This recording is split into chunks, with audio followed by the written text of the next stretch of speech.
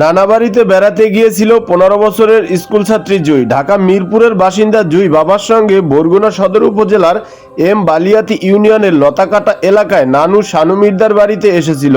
কিন্তু বেড়াতে এসে পায়রা নদীতে গোসল করতে নেমেই ঘটে গেল এক মর্মান্তিক ঘটনা। দীর্ঘ 33 ঘন্টা পরে মিলল জুইয়ের নিথর দেহ। মানুষের ভাগ্য কখন যে কোন দিকে মোড় নেয় তা সত্যি কেউ জানে না।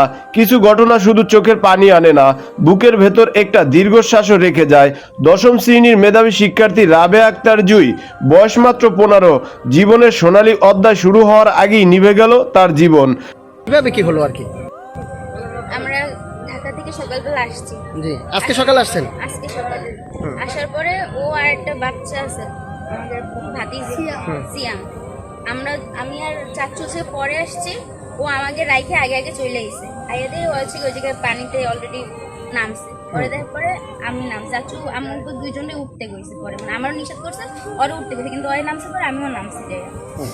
পরে হচ্ছে গিয়ে একটা ট্রলার আসছে। মানে দুষ্টুমি করতেছিলাম, দুষ্টুমি করতে করতে এরকম সাইডে গেছি। সাইডে যাওয়ার পরে মানে এগুলো সবার ভিডিও করার কোনো প্রয়োজন নেই ভাই। এই ভাই এগুলো সবার প্রয়োজন মানে ভিডিও অর্ধেক আর মাটি পাওয়া যায়।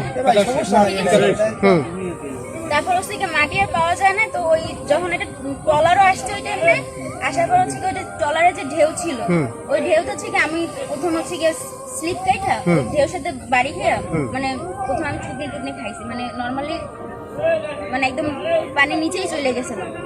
আমি উঠা দে ট্রলার আমার একদম মাথার উপরে, তো আল্লাহ জানে কেমনে কেমনে জানে পার পাইছি। পার পাইছি আমি উঠে সাইডে চাইছি, সাইডে চাই দেখে ঝুলে। ঢাকার মিরপুরে জুইদের বাড়িতে দীর্ঘদিন ধরে ভাড়ায় থাকতেন জীবন মাহমুদ মাহফুজ। সেই পরিচয় সূত্রে মা তাসলিমা বেগম, মেয়ে জুই ও তার বান্ধবী মরিয়ম ইসলাম রিয়া বেড়াতে গিয়েছিলেন মাহফুজের গ্রামের বাড়ি বরগুনায়। রোববার সকালে সেখানে পৌঁছানোর পর তারা পাশের পায়রা নদীর তীরে হাঁটতে যান।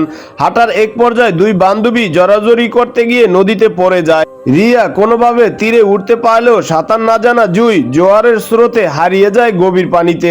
রোববার থেকেই ফায়ার সার্ভিস ও পুলিশ শুরু করে উদ্ধার অভিযান, কিন্তু প্রায় দীর্ঘদিন পর সোমবার বিকেলে সেই অপেক্ষার অবসান হলো। বরগুনার তালতলী উপজেলার সাগরমোহনা তেঁতুলিয়ার চর থেকে উদ্ধার করা হলো জুইয়ের নিথর দেহ। 15 বছরের জুই ছিল তাদের একমাত্র সন্তান। তাদের আর কোনো সন্তান নেই। এই সন্তানকে নিয়েই তাদের বেঁচে থাকার আশা ভরসা ছিল। হায়রে মানুষের জীবন, হায়রে ভাগ্য।